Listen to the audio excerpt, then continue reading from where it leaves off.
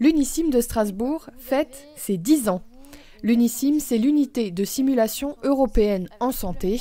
Sur le site des hôpitaux universitaires de Strasbourg, le département forme chaque année près de 4000 soignants et futurs soignants aux compétences des métiers de la santé. L'Unisim a été créé il y a 10 ans.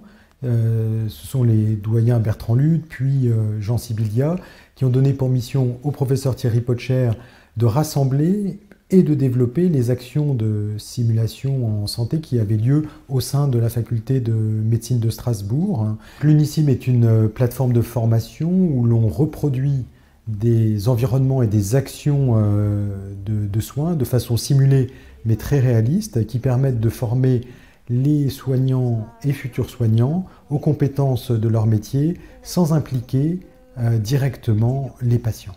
Pouvoir s'entraîner avant sans risquer un dommage aux patients, c'est quelque chose de fondamental. Ensuite, c'est une ressource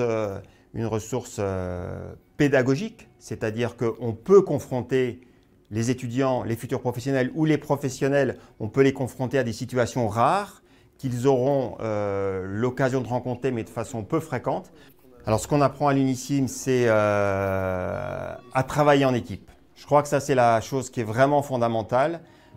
Et avec la simulation, on arrive à recréer les conditions où le travail en équipe est indispensable. Et donc, on peut tout à fait travailler sur les facteurs humains, sur la capacité à communiquer, la capacité à organiser son travail, à répartir son travail. Différents outils et méthodes d'apprentissage sont proposés aux formateurs et aux apprenants. Jeux de rôle, simulateurs de tâches, simulations à pleine échelle et divers matériels. L'Unisim compte notamment 7 mannequins de haute technicité de tous âges. Le simulateur de haute technicité est un simulateur à l'échelle humaine, complet, qu'un formateur va pouvoir piloter pour lui faire changer des paramètres tels que la tension ou le rythme cardiaque.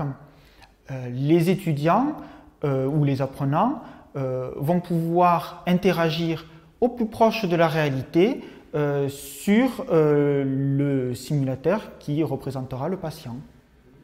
Alors en 10 ans, évidemment, il y a eu des avancées technologiques et en particulier le développement du virtuel, où on peut recréer des environnements virtuels qui ressemblent aux environnements de soins, avec, vous savez, les lunettes de réalité virtuelle, par exemple, mais c'est aussi le développement de collaborations internationales dans le monde francophone en particulier, et le développement d'autres objectifs de développement de la simulation, par exemple le développement d'outils innovants du soin, de nouvelles procédures d'organisation des soins, et aussi de tester par exemple des environnements de soins en simulation avant qu'ils le soient de façon réelle avec de vrais patients.